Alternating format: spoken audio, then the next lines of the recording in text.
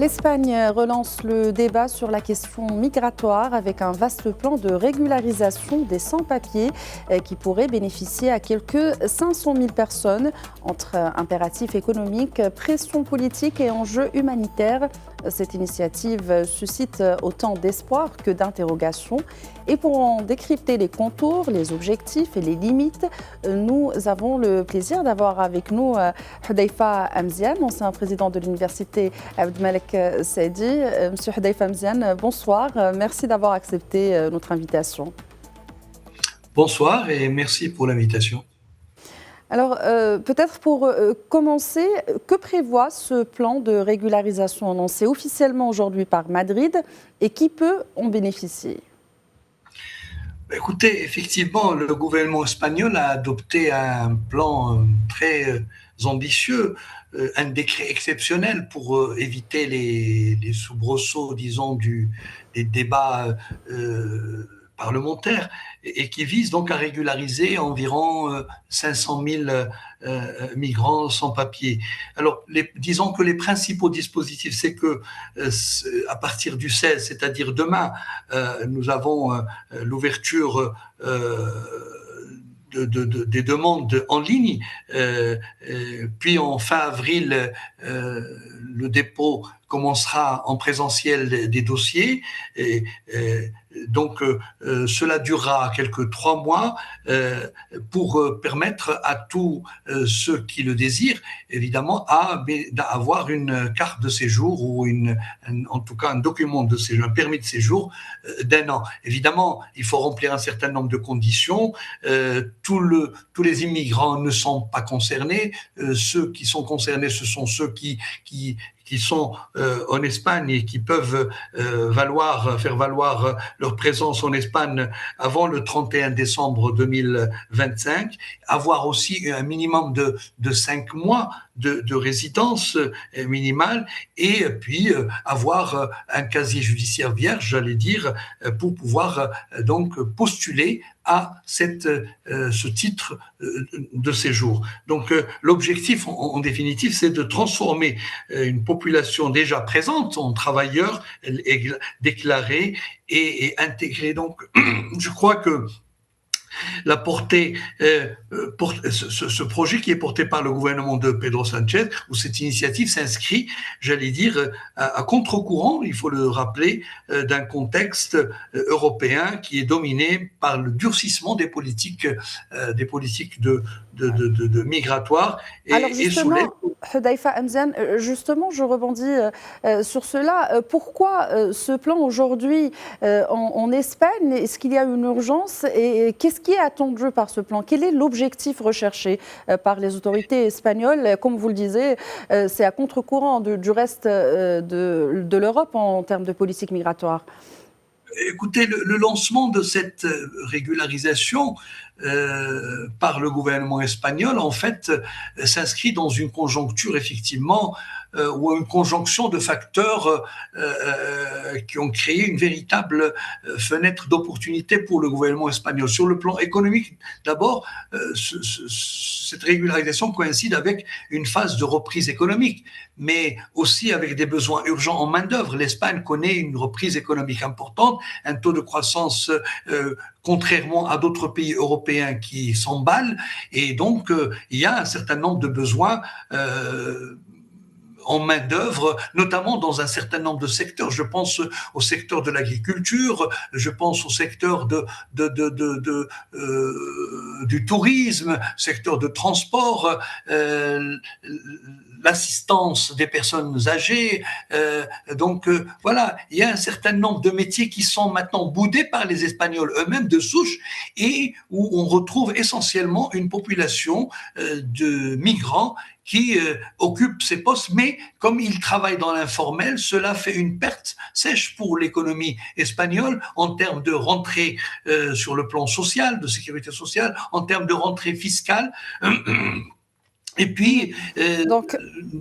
Donc, Hudayfa Hamziane, vous soutenez que c'est principalement un besoin économique aujourd'hui pour l'Espagne. Quelles pourraient être les contraintes administratives ou juridiques face à la mise en œuvre de ce plan ? Écoutez, avant de répondre à cet aspect des contraintes, il n'y a pas que le facteur économique, il y a aussi un facteur démographique. Nous savons que l'Europe, de manière générale, et l'Espagne en particulier, connaît un contexte de vieillissement de la population, et donc le gouvernement cherche ainsi, à travers cette politique j'allais dire, de régularisation, à anticiper des déséquilibres structurels en agissant rapidement plutôt qu'en différant la réforme. Donc le timing est également politique, j'allais dire. Face à une polarisation croissante du débat migratoire, le gouvernement de Pedro Sánchez cherche à reprendre l'initiative et à imposer son agenda et à consolider son électorat. Le recours à un dispositif exceptionnel permet en outre de contourner les blocages parlementaires et d'éviter donc l'enlisement institutionnel. Voilà. Maintenant, pour ce qui concerne les contraintes, effectivement, et les enjeux d'un plan qui est ambitieux, il y a une contrainte d'abord administrative, parce que accepter ou donc régulariser quelques 500 000 d'emblée en 3 mois, ça va être un challenge très très difficile à réaliser. À mon sens, la régularisation de centaines de milliers de personnes va constituer un défi logistique considérable et va impliquer le traitement massif de beaucoup de dossiers et la vérification de critères, la délivrance de titres de séjour, etc. Donc l'administration, si elle veut, espagnole en tout cas, si elle veut réussir, qui est déjà sous pression, devra renforcer ses moyens humains, techniques, logistiques. Et le principal risque, à mon sens, il réside dans un engouement, dans un engorgement bureaucratique qui est susceptible de retarder en tout cas les effets attendus. Il y a aussi des enjeux juridiques européens. Cette initiative peut générer des tensions avec certains partenaires européens qui sont très frileux vis-à-vis de la question immigratoires. Nous le voyons, nous le suivons dans des pays comme la France, l'Italie ou les pays nordiques. Et donc, elle soulève également des défis juridiques internes, notamment en cas de contestation des critères d'éligibilité. Donc, voilà, il y a... disons que le débat aussi sur l'appel d'air migratoire, l'un des arguments sont trop des opposants, et parce qu'il y a une opposition très importante de la droite et de l'extrême droite espagnole à ce projet de Sanchez, du président du gouvernement espagnol. C'est de risque de voir persister des situations de précarité, de marginalisation, malgré cet effort de généralisation ou de régularisation qui va pas, même s'il est ouvert à 500 000, mais peut-être que les 500 000, tous qui ont déposé, ils déposeront leur dossier, ne seront pas admis forcément parce que les conditions peut-être ne seront pas remplies par tout le monde. Et donc voilà, je crois que il y a un problème à ce niveau-là.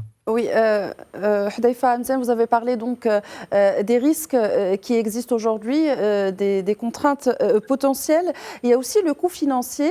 Quel est aujourd'hui le coût économique plutôt estimé de cette régularisation pour l'Espagne, sachant que, comme vous l'avez dit, pour le gouvernement de Pedro Sánchez, cette régularisation est plutôt nécessaire pour l'économie espagnole et qu'il va apporter au contraire à la croissance espagnole? Tout à fait. Je crois que ceux qui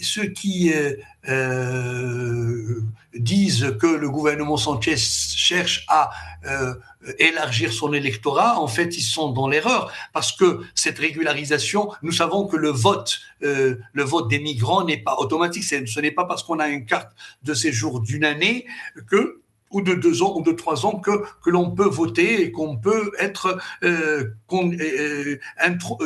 en tout cas faire partie de l'électorat espagnol de gauche. Je crois que le vote dépend de la nationalité, et la nationalité, pour être acquise, il faut encore des années pour pouvoir l'avoir. Mais disons que s'il n'y a pas à court terme, cette régularisation n'engendre pas des coûts liés à la gestion, elle va engendrer des coûts liés à la gestion administrative des dossiers et à l'intégration des bénéficiaires, mais je crois que c'est à moyen et long terme qui devrait générer des gains importants, une augmentation notamment des recettes fiscales, parce que l'intégration, la sortie sortie de cette population du secteur formel, du secteur informel et vers le secteur formel va pouvoir générer des recettes fiscales importantes, des recettes aussi des cotisations sociales et va réduire le travail informel et va soutenir de facto la croissance.